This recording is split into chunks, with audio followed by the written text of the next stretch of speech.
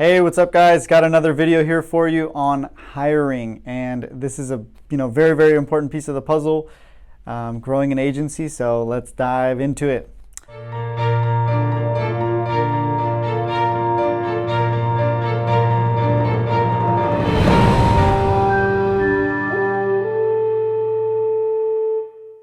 So first and foremost, just like anything else, hiring is also a process. There's a process to hiring, and you want it to be something that you can duplicate and do over and over.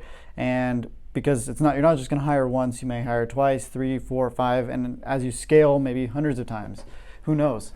And so it's something you want to have written down. It's an actual process, and kind of I'll break down just the hiring process here, and I'll keep it straight to the point. So what we do is we first and foremost have a little bit of a mission statement, like kind of a reminder. Who are we looking for? We're looking for highly positive individuals that are, accountable, reliable, good communication, are driven to succeed and want more, because typically it comes with a sales position. So they want to do, improve their situation, financial situation. And then I kind of follow that up with, what are we trying to do as an agency? What's our bigger picture goal? So our bigger picture goal is to eventually be the #1 producing independent agency in California.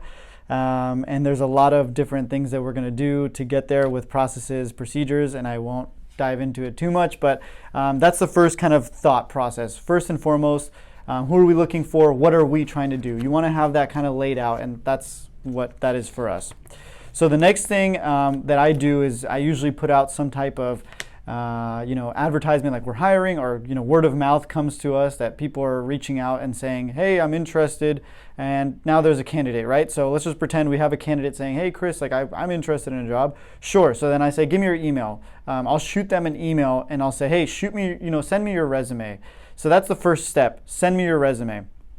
And I send them an email, and I judge this all the time. I say, how fast are they going to respond to the email? And no joke, it's funny because I'm looking at Camden. This is what I do.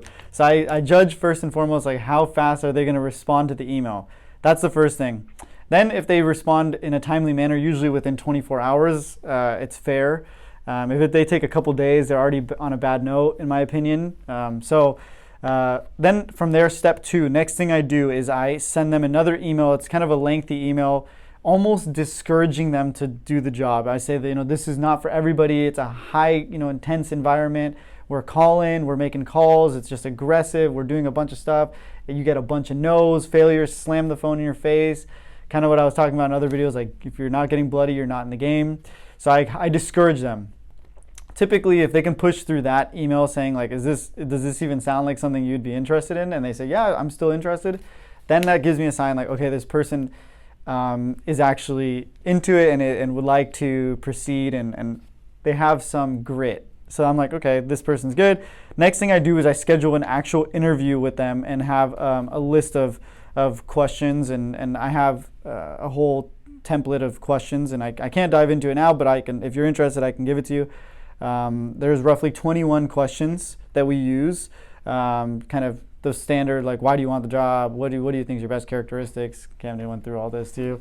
And then from there, that's usually we have like a pool of candidates, somewhere between 5 and 10 people that we're interviewing at a time. And then I narrow it down to this person showed up late. So first and foremost, guys, if they show up late to the interview, even if it's a couple minutes late, they're instantly done.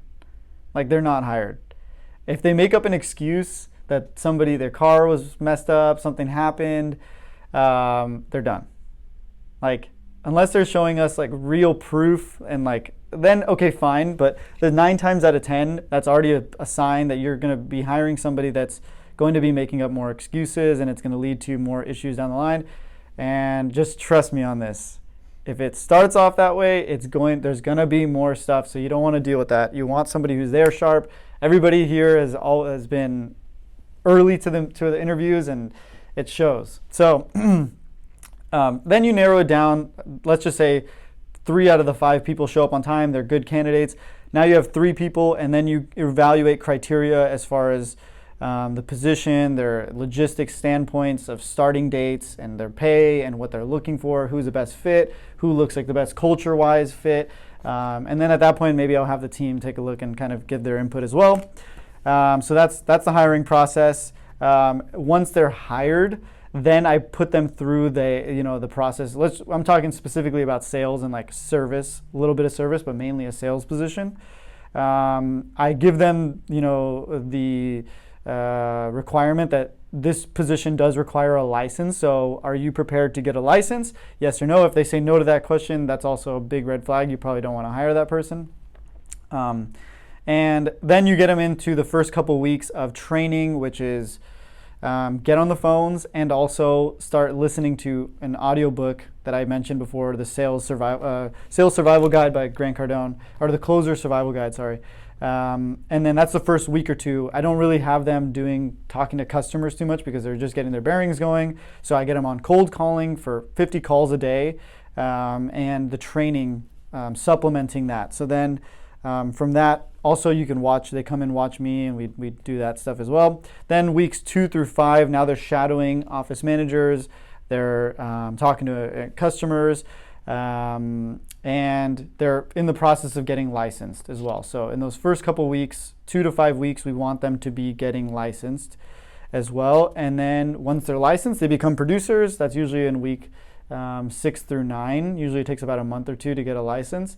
So then they're licensed. Now they're on the commission structure, and now they're getting paid on commissions. So on top of that, it's also very, very important to have a weekly schedule to lay out for your team and your new employees. So Monday we do book clubs. Tuesdays we do nothing. That's our free day. Wednesdays we do one-on-one meetings. Thursdays we do sales training. And then Friday we do like a little bit of a weekly review, kind of check in with everybody. And that's pretty much it. I'm happy to share the actual, this is what the email looks like, if you can see that. It's basically giving them the pay structure and kind of saying, like I said, this is not for everybody. Don't, if this doesn't sound like you, then I don't want to waste your time. Don't waste my time, because this does take some time to train, and it could be a massive investment and actually loss to the business if it's somebody who's not the right fit. So a winning player can make you a ton of money in your agency and grow your agency, and a losing player can really bring the agency down.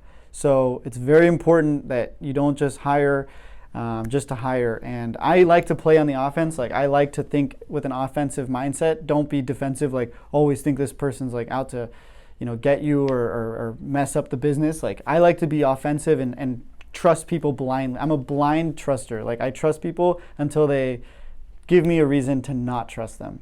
So play on the offense, don't play on the defense. And then hopefully that was helpful. That's kind of my little layout, my structure on how I hire and evaluate people.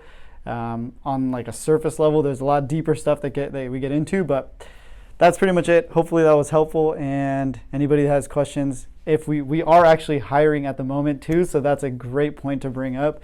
If you're in California, or if you're even a real savage, like I said in the last video, then you're willing to come out here and you want to work for a winning team. We're in the growth stages, so we're looking to add to the team, and would love to have another person that's interested and wants to win, be part of it. So reach out to us. You can shoot me an email, chris@adelfiainsurance.com, and then you can also go to chriscostantini.com, which the link will be below, on how to even talk to schedule a call, or you can even purchase some of the processes. This is in there too. So let me know if you have any questions, guys. Hopefully that was helpful, and we will see you guys at the top. Peace.